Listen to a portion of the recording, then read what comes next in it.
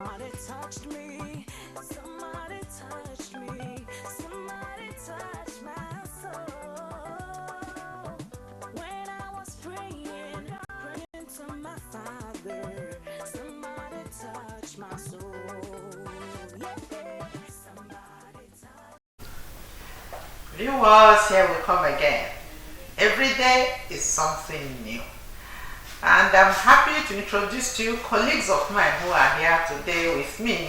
So let me start. Reminder, I'm Chesamilo Dorothy Nuhu, and I'm here to my right with, we call her Madam B. This is Sister Bridget. So she's Madam B at Increase. She's a program person, facilitates sessions with young people, organizes outreach and so on. Yeah? Okay, and here is another colleague of mine that I have known since he was maybe 16, 17 years old. 15. 15 years old. Ooh, yeah, I'm old though. So we call him US Man. His name is Usman, and he's also a senior program person at Increase, and he does amazing work. You know, they all do.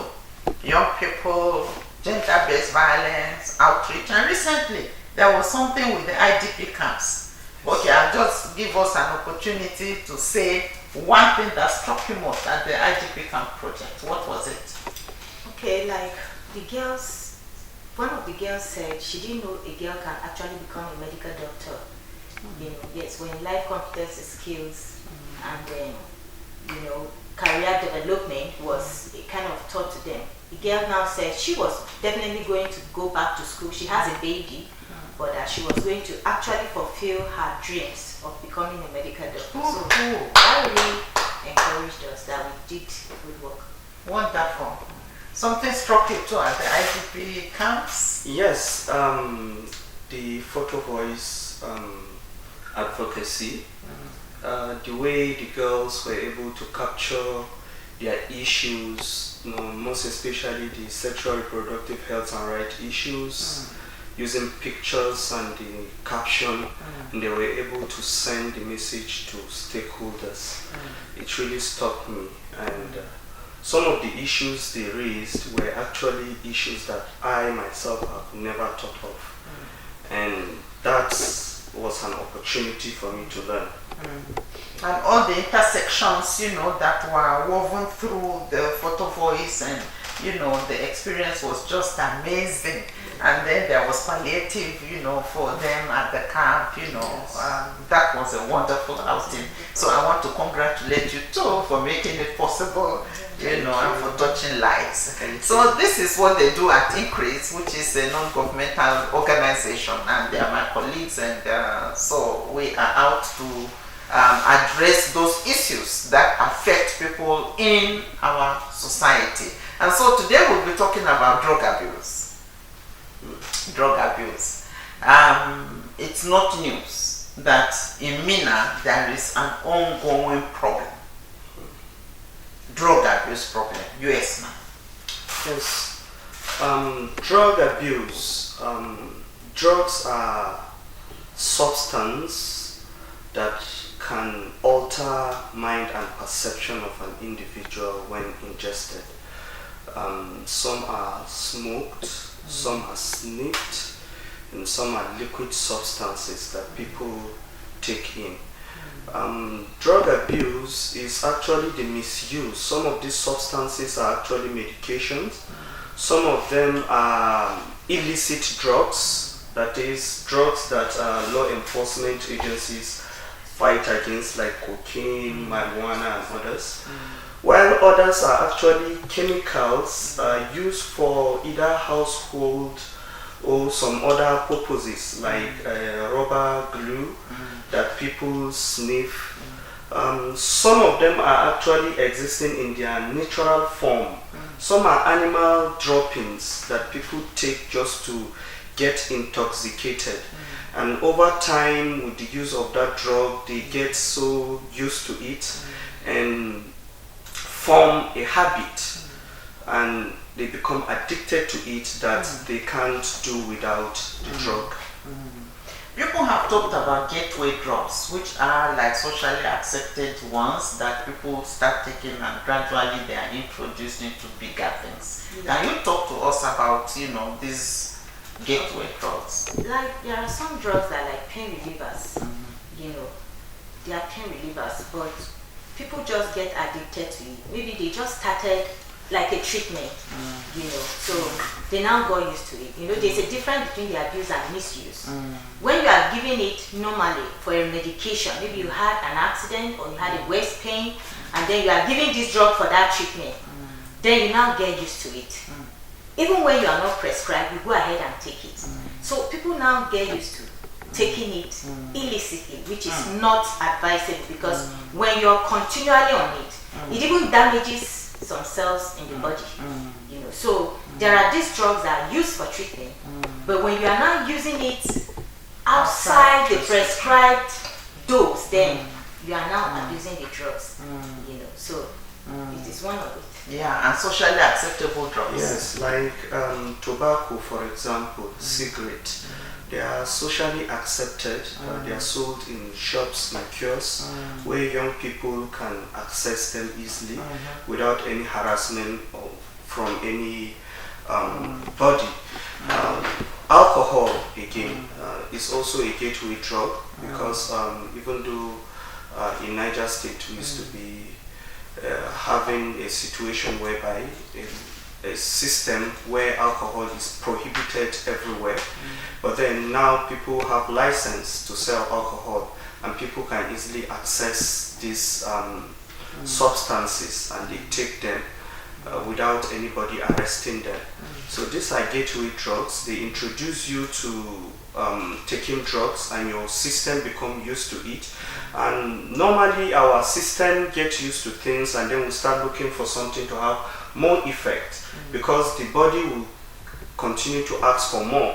Maybe the effect was I get high this point, and then I will need to get higher and higher and higher, and people will start changing from one drug to another. You've been interacting with young people all through the sessions that we hold.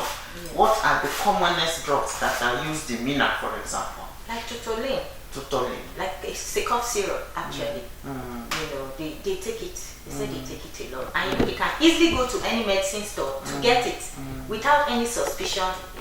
They will sell to them, and they have an authorial, means. So that's very common. Yes, it's a syrup. So Indian hemp? Indian hemp is very common too. Most especially for when you go into the streets, you find boys who usually go around one corner and then they wrap it up and smoke it. In fact, they circulate it within the street without people actually noticing. Apart from that too, there are other drugs that they call energy drinks these days, and they mix it with a lot of drinks and they form one kind of concoction and they take it.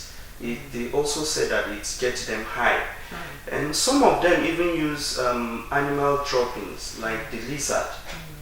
They use the lizard feces and then they smoke it too. Some of them, they say even soak away gets them high. They dig it and they sniff it just to get high. Rubber solution too is very common in the street. These are some of the drugs that don't really cost much, because I hear that the syrup now costs a lot, and people even in medicine stores make fortune from it by selling it. Yes. I know that there was a BBC documentary on substance use by young people at a point, trying to show how destructive the impact of substance use is. Can you talk to us a bit about the destructive nature of this? How does it impact on them? How does it affect our social fabric, family systems and all? Okay, like when you start substance use, it affects you physically, emotionally, health-wise. It has some reproductive health consequences, in a long run, even as an adolescent. So number one, you cannot, you don't have the ability to think well. You don't act normally because it gets you high. So your thinking faculty is really tampered with. So number one, you might not be able to take good decisions. You cannot have that valid judgment to take decisions that you can actually stand for it. For instance, if you are on substance, you might not negotiate sex, which might lead to STIs, you know. Sexually Yes, transmitted yes, infections. yes. You can just, you know, because you are not thinking very well, you can just take a rash decision because your thinking has been altered. You know, so this will have a consequence on your own, you know, health. Because if you have HIV or AIDS or have any other infection, Or it will even affect- pregnancy and that is pregnancy, open. yes. And this also, on a long run, sometimes it brings in, you know, unwanted pregnancies, and then some of them, because they are exposed to this, they go into marriages that they did not plan for, which can go into a cycle of poverty. Because a child that has started this out of pressure and did not really think well and went into these drugs can actually go into marriages that they did not plan, you know, because that will affect them at the. And then another thing is drop out of school, because they, you know, those that are on drugs, you know, they have peer pressure, they want to be accepted. On a long run, you see that their academic performance drop low. They don't read very well. They are, because they have short, they cannot really, they have short term, memory, yes. So they cannot read, sometimes they will not pass, you know, and then they get discouraged because they are performing bad. They can just drop out of school. So it's another impact. Then within the community too, you have crimes, increase of crime. Ordinarily, some of them cannot go into break houses, but because they are on drugs, they can just go and just break someone's house and then steal properties. So it brings crimes, it brings drop out of school, marriages, in fact, educational, and so it's also impact economically, because if you cannot go to school, if you marry early, there's a cycle of what, poverty within your family, it has affected you. So it has impact on the person and then the community at large. I know that sometimes across the road from the office, Yes. there are these, do we call them Hoodlums. hoodlums, you know, who always come and break stores all over Yes, the place. yes. Has drug use got to do? Yeah, you know, yes, there are warning signs, early warning signs that parents and even people in the society should notice. First of all, once a child or an adolescent start abusing drugs, they begin to break laws, they begin to flaunt rules, whether in school, at home, they will begin to stay late outside.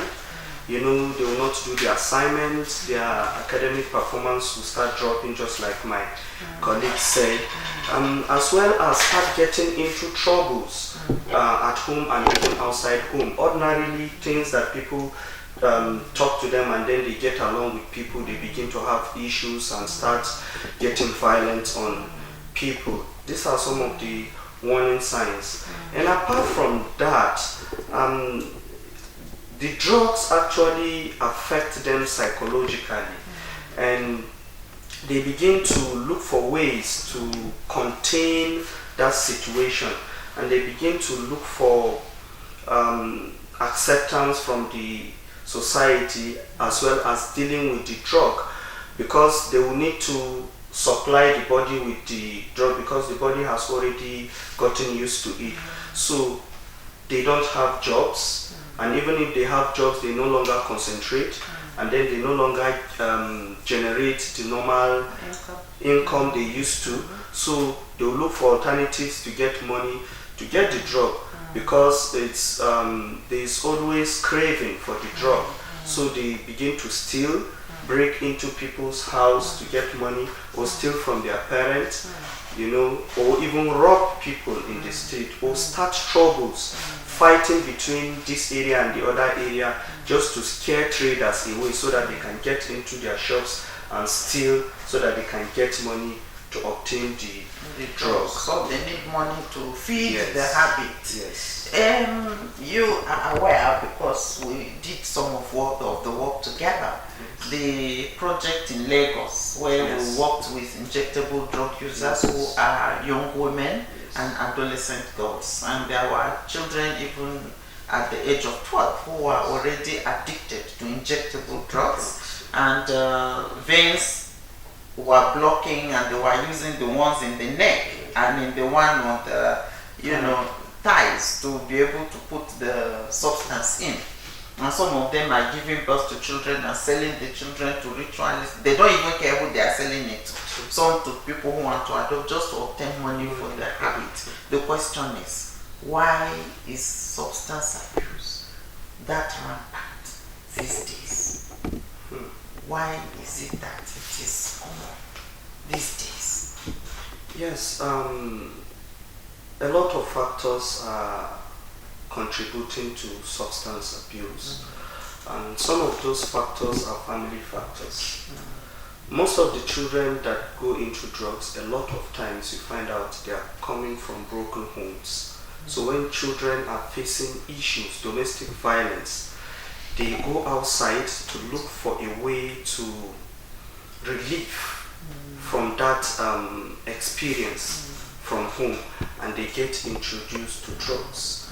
The media sometimes is not helping matters, because some of these drugs are actually seen in the media. Young people watch movies, they see shows and others that people who take drugs are glorified in those movies or that show or series that they watch, and they begin to model themselves, after these people, and they would want to do exactly what these people are doing, and they start, looking for the same kind of drugs the people were using in the movie. Apart from that, accessibility also, the environment. The environment where the adolescents or young people are living. Some environments, drugs are more accessible in some environments than others. So because they know if they walk down 1, 2, 3 blocks, they can get the drug and obtain it. Of course, it encourages them to do so. Another thing is politics and the way it is handled, in our society here, where they use talks. People who make troubles are the people who some bad politicians use. Of course, it encourages young people to get into that habit so that they too can be used and they can get 1,000 or 2,000 from the money they share to these talks. So many reasons. Some young people go into drugs for experimentation.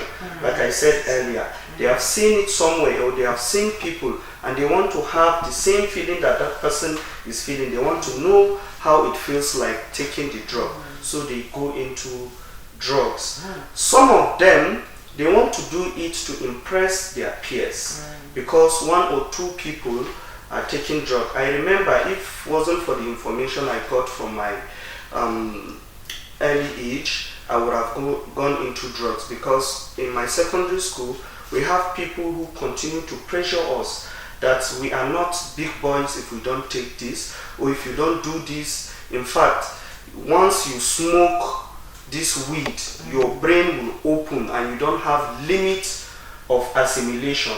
And they tell you all sort of things just to make you, take the drug. And the problem is just taking it once. You can easily walk into it. Walking out of it is more difficult. A lot of people cannot just help themselves to go out of drug. So young people need to know that some of the things they see in the street, the people they see, or in movies, or things that they give to talks to engage in drug abuse is not worth abusing drugs, because drug addiction is a sickness of its own that people cannot go out of on their own. They require help. Madam B, Yeah. now you know that there is drug law enforcement agency, Yeah. and their responsibility is to ensure that somehow this does not happen. Yeah.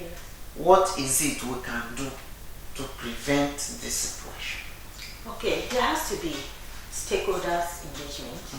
First of all, just like the way US man said earlier, family first of all. Some people are there, they are not broken homes, but they don't follow up. You know, teenage age is the age of experimentation. Children just want to try out new things. So if there's a lot of sensitization, engaging different stakeholders, I mean schools, family, you know, even partnering with other organizations like National Orientation Agency, you know, community leaders, religious leaders, even politicians, just the way US man mentioned, it will go a very long way, because this thing, one person is not to be left in the hands of one person. You know, so if law enforcement agent is not just to be there, they cannot just work in their offices. Stakeholders have to be involved in this thing so that all hands will be on it, because honestly, this is the case. There are families that, there are families that they are not on drugs, but somehow peer pressure, their children will start off, and before you know, they go very well in it. Then schools in particular, even if your child is not in that school, you need to keep an eye. You see that behind blocks, people are there, you know that there's something going on there. If the management would be wise enough to keep an eye on these children, some things will be stopped before they get out of hand. So the law enforcement agents, like the drug law, they need to engage all these stakeholders where our children, involving the parents, the schools, community leaders, religious leaders, in fact, all state actors. By the time they do this, and even the media, you know, using all means, even within communities, because I remember in our community outreaches, we do that, and you see that young people come out to ask questions. You know, when we did a drama on drug abuse, they come out to ask certain questions. It means maybe before they didn't know, but after that drama, they came out to ask certain questions and they were clarified. So if these law enforcement agents are involved, because even some that dare to even stop it, some even engage in it. Yes, that is just the truth. Some engage in it. So all hands has to be on deck. All these necessary stakeholders, including the family, school, they have to be brought up together to fight against drug abuse. That is the only way we can't do it alone. We can't do it alone. Have you had any conflict case? Yes, we have had. In fact, the person had to go into rehab, and then we had to enroll the person in our behavioral change communication sessions, where we give complete and accurate information to young people. Because a lot of times when you tell young people, do not engage in this, do not engage in that, the question is why? And a lot of times people don't educate young people well enough to understand how these things affect them negatively. So through behavioral change communication, young people are engaged where they discuss, they engage in the discussion, and they identify the effect and consequences of this drug abuse, where they are able to make informed decision. Everybody wants something good for their life. Even the people who engage in drug abuse is because they lack information. They did not understand what they were getting into. And by the time they realize, it was too late for them. They cannot help themselves. So there is need for all hands to be on deck, just like my colleague said. But then we need more involvement of CSOs, civil society organizations, to take up this responsibility, and we need a lot of funding in that aspect, where young people can be educated, catch them young as they were growing, as they were experimenting by wrapping papers to smoke. Let them know that this smoke can actually affect them, can affect their organs, and if they continue to do this, in the next few years, their liver or kidney may be damaged, and then their life will be truncated. They need to know that.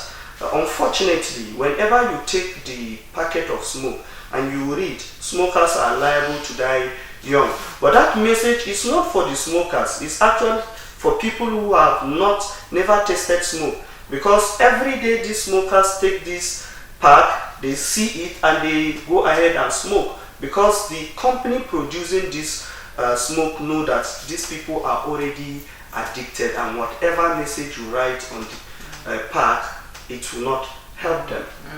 So, yes. Yeah, I have seen an instance where, these people who peddle drugs deliberately make girlfriends with teenagers and introduce them to it free of charge.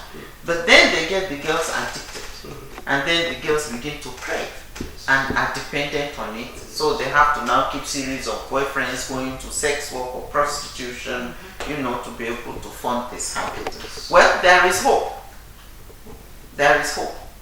It means that the NGO is there, increased to give counseling both to families and to the people who are also hooked on the substances. So if you need help, you can call Increase on 0806 5488 417. 0806 5488 417. And you can ask for. Yes, you can also contact us via our email, increase2001 at yahoo.co.uk, increase2001 at yahoo.co.uk, or you can visit our website at www.increase.org, where you will see all our activities, and you can as well contact us through the website. Yeah, and Madam B is always there to welcome you. The counseling services are there. They are at no cost to people and to clients who come in. And weekdays, until Saturday, when there are sessions in the afternoon, the office is open. So we look forward to receiving you and to answering more of the questions that you have.